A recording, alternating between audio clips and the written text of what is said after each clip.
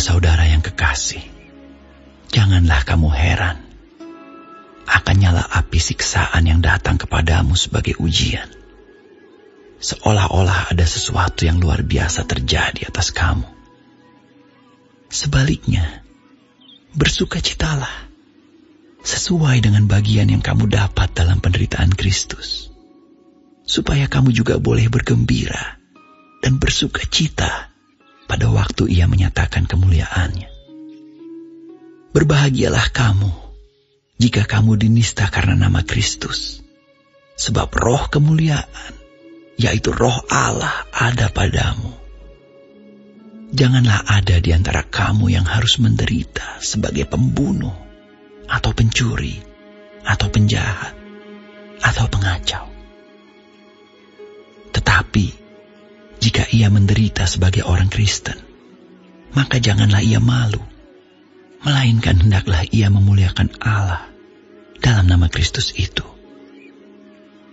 Karena sekarang telah tiba saatnya penghakiman dimulai, dan pada rumah Allah sendiri yang harus pertama-tama dihakimi. Dan jika penghakiman itu dimulai pada kita, bagaimanakah kesudahannya dengan mereka yang tidak percaya pada Injil Allah? Dan jika orang benar hampir-hampir tidak diselamatkan, apakah yang akan terjadi dengan orang fasik dan orang berdosa?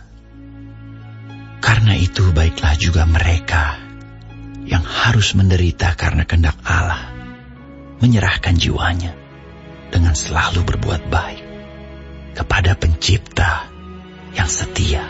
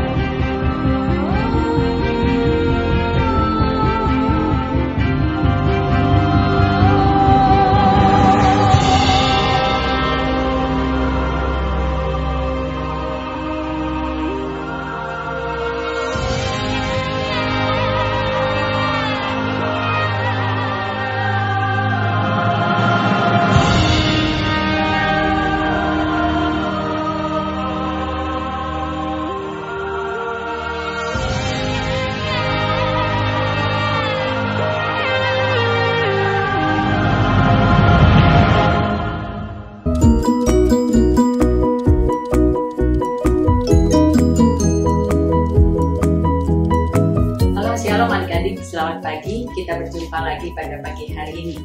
Perjumpaan kita pada pelajaran kelima, judulnya keren loh, Aku Percaya dan Siap Menderita.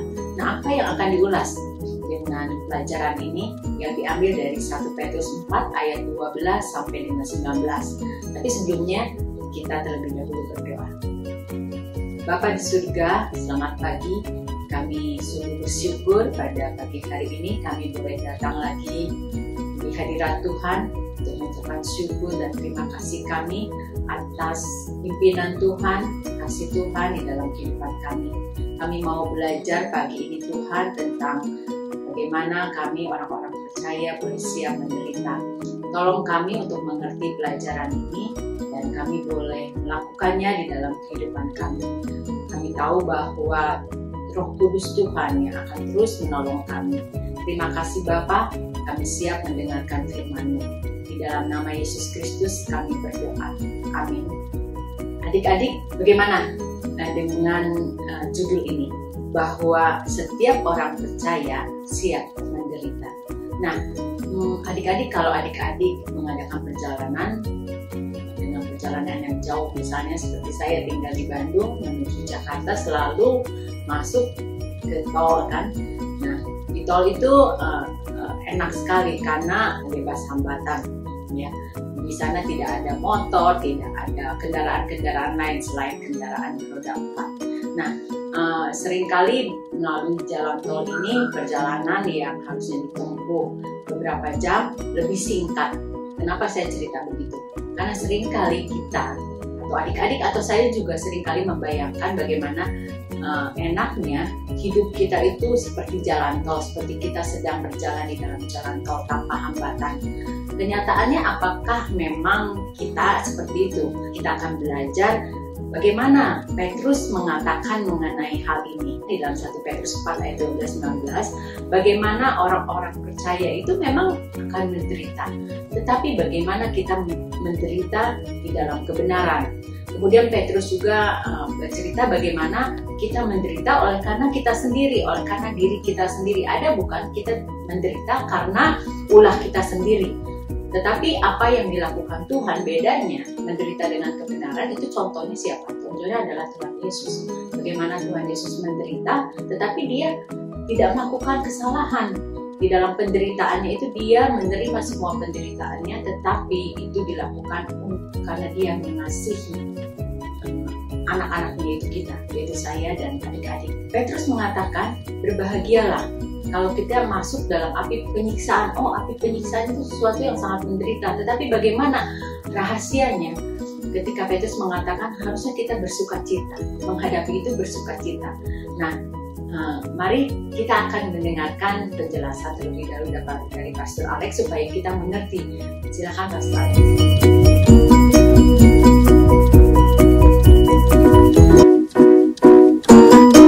Bapak, Ibu, Saudara-saudari, adik-adik yang sangat dikasihi oleh Tuhan Yesus, Shalom. Nas yang akan kita renungkan kali ini adalah dari 1 Petrus 4 ayat 12-19. Tema yang akan kita renungkan adalah kehidupan pengikut Yesus dalam hubungannya dengan pengikut Yesus menghidupi penderitaan. Ayat-ayat emas kita adalah dari 1 Petrus 4 ayat 12 dan 13. Saudara-saudara yang kekasih, janganlah kamu heran akan nyala api siksaan yang datang kepadamu sebagai ujian, seolah-olah ada sesuatu yang luar biasa terjadi atas kamu. Sebaliknya, bersukacitalah sesuai dengan bagian yang kamu dapat dalam penderitaan Kristus, supaya kamu juga boleh bergembira dan bersukacita pada waktu Ia menyatakan kemuliaannya. Di ayat 13 dengan jelas firman Tuhan mengatakan, kamu yang bersukacita dalam penderitaan Kristus adalah kamu yang bersukacita dalam kemuliaan Kristus. Dengan kata lain, pengikut-pengikut Yesus yang akan bersukacita pada waktu Yesus menyatakan kemuliaannya adalah pengikut-pengikut Yesus yang bersukacita dalam penderitaan Kristus. Artinya pengikut-pengikut Yesus yang menderita seperti Yesus menderita. Dan penderitaan ini mereka alami atau mereka hidupi dengan sukacita. Kata sebaliknya di ayat 13 menunjukkan ada dua hal, yang mana hal yang pertama bertentangan dengan hal yang kedua. Di ayat 12 dan 13 kita melihat hal-hal itu. Firman Tuhan menghendaki murid-murid, pengikut-pengikut, anak-anak Yesus untuk bersukacita. Namun ada di antara mereka yang heran, artinya tidak bersukacita. Firman Tuhan mengatakan, bersukacitalah, jangan sebaliknya kamu terheran, kamu tidak bersukacita. Firman Tuhan ini juga menunjukkan bahwa Tuhan Yesus menghendaki murid-muridnya, pengikut-pengikutnya, anak-anaknya untuk bersukacita pada waktu Tuhan Yesus menyatakan kemuliaannya, bukan sebaliknya.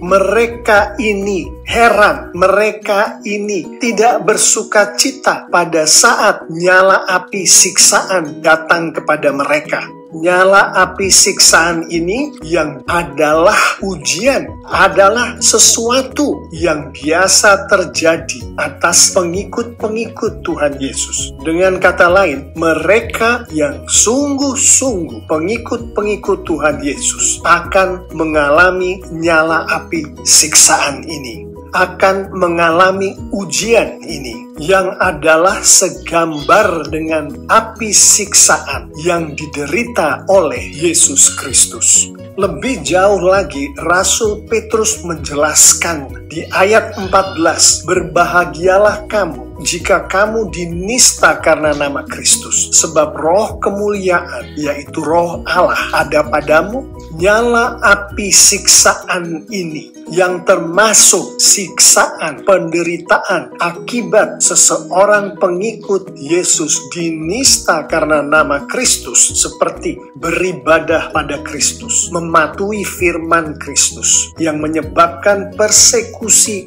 dan lain sebagainya. Pada saat si pengikut Yesus ini mengalaminya, Tuhan menghendaki yang bersangkutan untuk berbahagia. Di ayat 16, "Tetapi jika ia menderita sebagai orang Kristen, maka janganlah ia malu, melainkan hendaklah ia memuliakan Allah dalam nama Kristus itu." Nyala api siksaan yang termasuk siksaan penderitaan sebagai orang Kristen, seperti beribadah pada Tuhan, mematuhi firman Tuhan, yang menyebabkan persekusi dan lain sebagainya. Pada saat pengikut-pengikut Tuhan Yesus mengalami hal ini, Tuhan kita menghendaki yang bersangkutan untuk jangan malu dan tetap terus memuliakan Allah dalam Kristus. Ayat 19, "Karena itu baiklah juga mereka yang harus menderita karena kehendak Allah, menyerahkan jiwanya dengan selalu berbuat baik kepada Pencipta yang setia." Nyala api siksaan yang termasuk siksaan penderitaan karena kehendak Allah, termasuk kehendak Allah untuk beribadah kepada Tuhan, kehendak Allah untuk mematuhi firman Tuhan yang dapat membawa persekusi dan penderitaan. Firman Tuhan menghendaki kepada yang bersangkutan, yaitu pengikut-pengikut Tuhan Yesus, untuk tetap menyerahkan jiwanya kepada Tuhan, untuk tetap selalu berbuat baik kepada Tuhan. Demikianlah kehidupan pengikut-pengikut Tuhan Yesus. Mereka menghidupi nyala api siksaan. Pada saat yang bersamaan mereka menghidupi nyala api siksaan, mereka berbahagia, bersukacita. Mereka tidak malu dan terus memuliakan Allah dalam Kristus. Mereka tetap terus menyerahkan jiwanya kepada Tuhan dan tetap terus selalu berbuat baik kepada Tuhan. Lalu Pak Pendeta, bagaimana caranya pengikut-pengikut Yesus menghidupi penderitaan sebagaimana yang dibicarakan di ayat-ayat sebelumnya tadi? Mari kita renungkan hal ini dari 1 Petrus 4 ayat 7-11. Ayat 7, "Kesudahan segala sesuatu sudah dekat. Karena itu kuasailah dirimu dan jadilah tenang, supaya kamu dapat berdoa menunjukkan pada saat pengikut-pengikut Yesus menghidupi nyala api siksaan ini, yang mana pada saat yang bersamaan pengikut-pengikut Yesus ini tetap terus menghidupi berbuat baik pada Tuhan. Yang bentuk perbuatan baik ini adalah termasuk mereka menguasai diri mereka. Mereka tenang, mereka berdoa. Ayat 8, "Tetapi yang terutama, kasihilah sungguh-sungguh seorang akan yang lain, sebab kasih menutupi banyak sekali dosa," menunjukkan bahwa pada saat pengikut-pengikut Tuhan Yesus menghidupi nyala api siksaan ini, yang mana pada saat yang bersamaan mereka menghidupi berbuat baik pada Tuhan. Bentuk perbuatan baik pada Tuhan ini adalah mengasihi dengan sungguh-sungguh seorang akan yang lain. Ayat 9, "Berilah tumpangan seorang akan yang lain dengan tidak bersungut-sungut," menunjukkan pada saat pengikut-pengikut Tuhan Yesus menghidupi nyala api siksaan, yang pada saat bersamaan mereka menghidupi berbuat baik pada Tuhan. Bentuk perbuatan baik ini adalah memberi tumpangan seorang akan yang lain. Salah satu penafsiran dari memberi tumpangan ini adalah memberi tempat menginap. Ayat 10, layanilah seorang akan yang lain sesuai dengan karunia yang telah diperoleh tiap-tiap orang sebagai pengurus yang baik dari kasih karunia Allah, menunjukkan pada saat pengikut-pengikut Yesus menghidupi nyala api siksaan ini, yang mana pada saat yang bersamaan mereka menghidupi berbuat baik pada Tuhan. Bentuk perbuatan baik ini adalah melayani seorang akan yang lain. Ayat 11, jika ada orang yang berbicara, baiklah ia berbicara sebagai orang yang menyampaikan firman Allah. Jika ada orang yang melayani, baiklah ia melakukannya dengan kekuatan yang dianugerahkan Allah. Menunjukkan pada saat pengikut-pengikut Yesus menghidupi nyala api siksaan ini, yang pada saat bersamaan mereka menghidupi berbuat baik pada Tuhan, yang bentuknya adalah berbicara sebagai orang yang menyampaikan firman Tuhan, artinya selalu menyampaikan firman Tuhan, melayani dengan kekuatan yang dari Tuhan, artinya selalu melayani. Ayat-ayat ini menunjukkan bahwa penampakan dari pengikut-pengikut Yesus menghidupi nyala api siksaan adalah termasuk mereka menguasai diri mereka. Mereka tenang, mereka berdoa, mereka mengasihi sungguh-sungguh seorang akan yang lain. Mereka memberi tumpangan seorang akan yang lain. Mereka melayani seorang akan yang lain. Mereka berbicara sebagai orang yang menyampaikan firman Tuhan. Mereka menyampaikan firman Tuhan. Mereka melayani dengan kekuatan yang dari Tuhan. Mereka melayani. Untuk gampangnya, pada saat nyala api siksaan menerpa pengikut-pengikut Tuhan Yesus ini, mereka tetap berbuat baik pada Tuhan, mereka tetap menyerahkan jiwa mereka kepada Tuhan, dan bentuk dari perbuatan baik dan penyerahan jiwa adalah seperti apa yang barusan saya bilang tadi, sebagai bukti yang tampak di kehidupan mereka, termasuk tetap menguasai diri tadi, tetap tenang, tetap berdoa, tetap saling mengasihi, tetap saling memberikan tumpangan, tetap melayani satu sama lain, tetap menyampaikan firman Tuhan, dan tetap melayani dengan sepenuh hati. Mengapa Tuhan kita menghendaki semua ini untuk terjadi? Sebagaimana disampaikan di ayat 11, supaya Allah dimuliakan dalam segala sesuatu karena Yesus Kristus. Dialah yang mempunyai kemuliaan dan kuasa sampai selama-lamanya. Amin. Yaitu semua ini terjadi supaya Tuhan dimuliakan dalam segala sesuatu karena Yesus Kristus yang Roh Kudusnya hidup di dalam pengikut-pengikutnya, murid-muridnya, anak-anaknya. Demikianlah renungan firman Tuhan kali ini. Mari kita tutup renungan ini dengan beberapa penerapan. Saya akan memulainya dengan kita merenungkan sedikit lebih dalam ayat 14 tadi. Berbahagialah kamu jika kamu dinista karena nama Kristus, sebab roh kemuliaan, yaitu roh Allah ada padamu. Pada saat pengikut-pengikut Tuhan Yesus menghidupi nyala api siksaan, menghidupi penderitaan atau siksaan karena dia dinista karena nama Kristus, pasti mereka akan memperoleh kebahagiaan, memperoleh sukacita karena roh kemuliaan, roh Allah, yaitu Roh Kudus ada pada mereka. Dan Roh Kudus inilah yang membuat mereka berbahagia, bersukacita. Demikian pula pada saat pengikut-pengikut Tuhan Yesus menghidupi nyala api siksaan, penderitaan sebagai akibat dari mereka adalah orang Kristen, maka pastilah mereka tidak akan malu dan pastilah mereka akan tetap terus memuliakan Allah dalam Kristus karena mereka memiliki Roh Kudus di dalam mereka.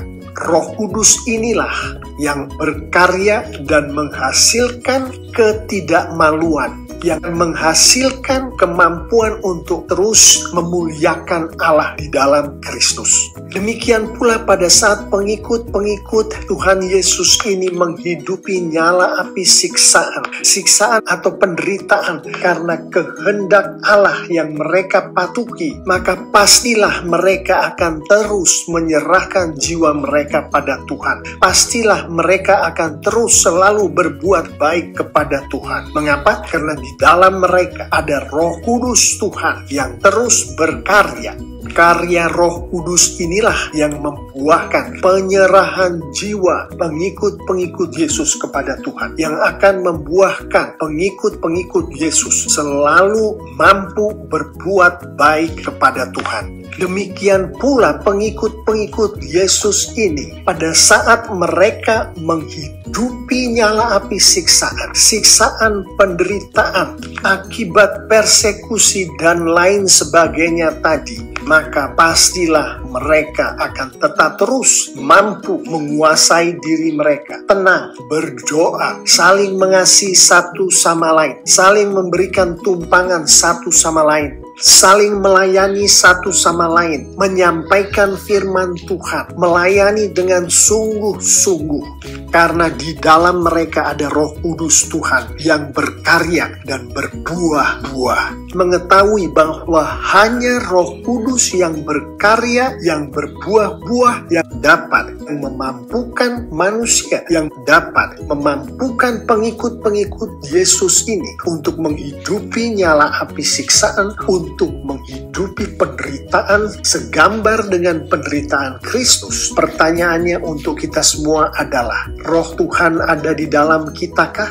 Roh Tuhan menguasai kitakah? Roh Tuhan memenuhi kitakah? Roh Tuhan bekerja dan berbuah di dalam kitakah? Karena tanpa Roh Kudus Tuhan ada di dalam kita, menguasai kita, memenuhi kita, bekerja dan berbuah di dalam kita, maka kita tidak akan dapat atau mampu menghidupi nyala api siksaan itu, menghidupi penderitaan itu. Untuk itu, penerapan pertama adalah berdoalah meminta Roh Kudus membuat Yesus Kristus menjadi Tuhan dan Juru Selamat kita.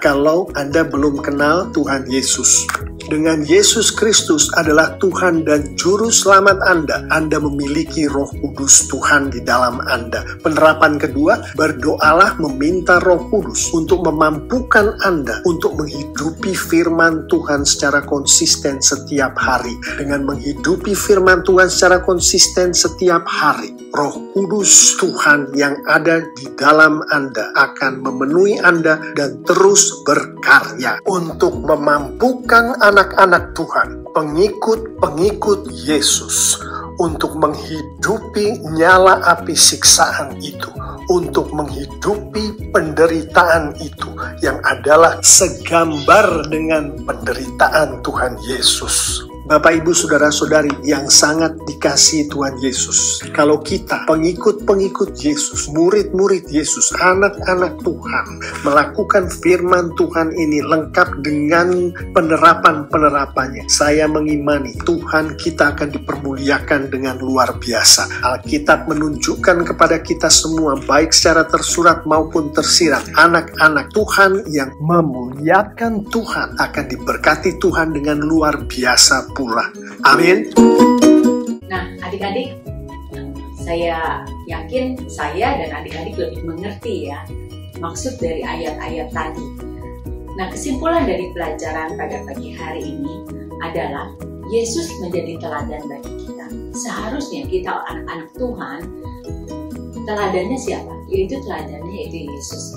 Yesus yang begitu dalam kehidupannya dia banyak berbuat baik dan dia menerima perlakuan yang keji, dia menerima penghinaan, tetapi dia menerimanya dengan kerelaan.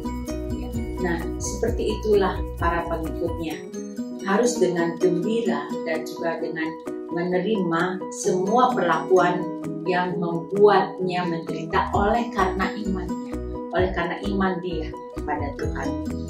Dan kita sebaliknya, kita juga menjauhkan diri atau tidak melakukan hal-hal atau perbuatan-perbuatan yang akan mempermalukan memalukan nama Tuhan dan menodai teladan Kristen sehingga di dalam kehidupan kita tidak memuliakan Tuhan. Adik-adik, mari kita semakin hari boleh hidup semakin sesuai dengan apa yang Tuhan mau. Saya percaya adik-adik bisa, dan dengan kekuatan Roh Kudus kita bisa melakukannya. Adik-adik, sampai di sini pelajaran pada pagi hari ini. Tapi sebelumnya saya ingatkan bahwa pelajaran pagi ini ayat hafalannya diambil dari Filipi 1 ayat 29 yang mengatakan, sebab kepada kamu dikaruniakan bukan saja untuk percaya kepada Kristus, melainkan juga untuk menderita bagi Dia. Demikian adik-adik pelajaran pada pagi hari ini. Saya ingatkan kembali adik-adik untuk memberikan senantiasa setia untuk memberikan persembahan. Adik-adik bisa mengirimkannya langsung transfer ke rekening ini. Oke. Adik-adik, kita akan mengakhiri pelajaran pada pagi hari ini dan kita akan terlebih dahulu berdoa. Terima kasih Tuhan untuk pelajaran pada pagi hari ini. Terima kasih kami bisa mengerti bagaimana kami harus bersikap ketika kami menderita, ketika kami di dalam pergaulan kami, di dalam sekolah kami, ketika kami membela kebenaran, kami menderita karenanya. Kami tahu sekarang bahwa kami harus bergembira dan bersuka cita karena kami boleh menderita karena kebenaran. Ajar kami untuk hal-hal yang lain Tuhan yang mungkin kami tidak mengerti dan kami akan alami. Terima kasih Bapa, sertai kami sepanjang minggu depan. Biarlah kiranya penyertaan Tuhan bersama dengan kami. Di dalam nama Yesus Kristus kami berdoa dan mengucap syukur. Amin.